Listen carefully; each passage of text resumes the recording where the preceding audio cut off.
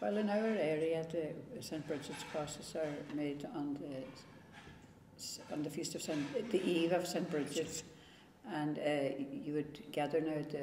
I know some neighbours would gather together in one house, and somebody would go out and say a prayer, before you come into the house, carrying the rushes with them.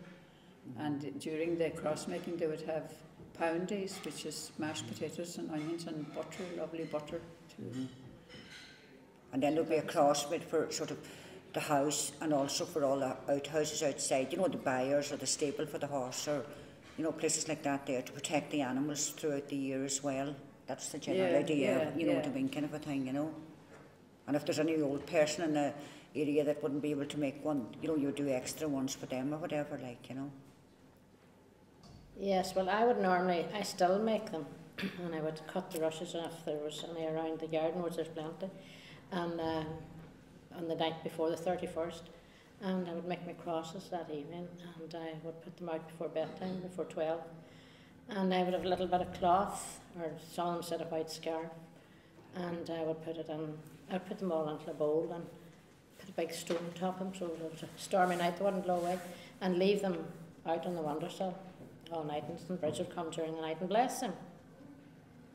And then the cloth would have, if you had any sores or that during the year, sore throats or any sores, especially with children, that you'd rub this little bit of cloth on them. We used to have to cut the rushes, the head of the house normally did that, before the sun went down on the 31st of January. And then he came to the back door and he called out for the people in the house to go on their knees and to welcome St. Brigid in. And he called out 3 times, and the household answered, and then he opened the door, came in, and then we waited until the sun was well set.